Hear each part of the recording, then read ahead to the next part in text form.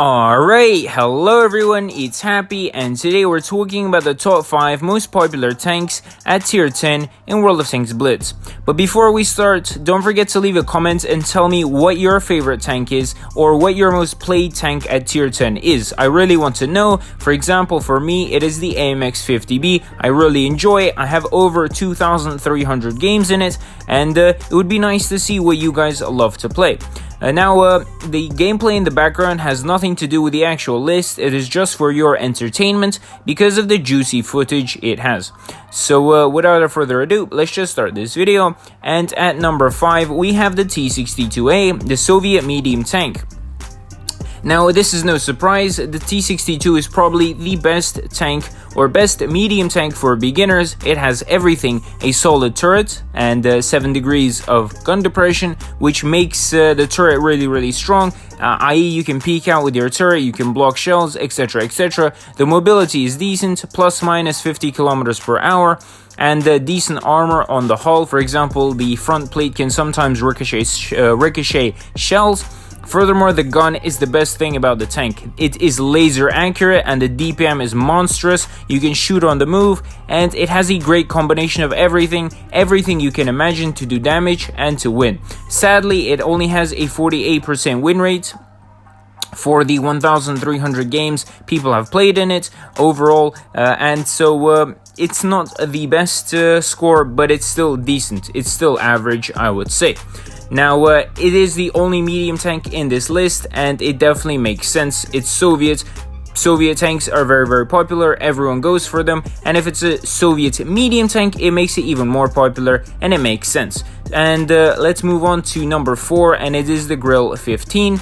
Again, 48% win rate. Now, this makes more or less sense. However, I don't agree with the amount of battles this tank has. I don't think it should be this high, just because of the fact that, the Grille isn't an insane tank for the majority of the player base. It's a very hard tank to play, even harder than the 50B. This thing has no armor. It has nothing to block shells with. Maybe you'll block an HE shell with your gun, but other than that, you are not blocking anything. Ever. The only good thing about this tank is the mobility and the gun. The gun is superb. The DPM is monstrous, 3,600. And on top of that, you have an insane mobility to fly around the map. But because of the fact that it has no armor, it's going to be a really hard tank to play in, especially for the majority of the player base. So I wouldn't recommend people to get the Grille, especially if you don't really know how to play. Yes, you will be able to do a few shots, but that isn't really a good result, is it? So I would definitely say wait a bit to get the Grille and go for something easier. For example, the third tank in this list is the IS-7, and it's a perfect tank for newer players. It has mobility, it has armor, and it has a decent gun for a new player, so definitely go for the IS-7. It will teach you a lot more than the Grille. You peek wrongly in the Grille once, you get your face smashed for 1,000, and that's it, you're pretty much dead. And the IS-7, again, it's a Soviet tank. What a trend. A Soviet heavy tank, everyone goes for it.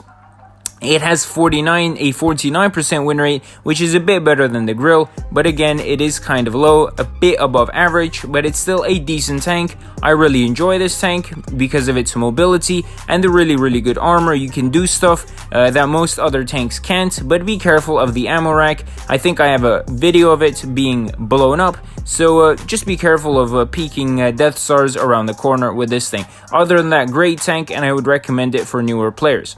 Now the tank at number 2 is the E100. Again, a 49, almost 50% win rate, and this tank is superb for newer players. The mobility is bad, I'll admit, but the armor is really good. It teaches you how to angle. Furthermore, the gun is the best thing about this tank. 640 alpha, really good penetration, more or less comfortable gun for a heavy tank with such a big caliber.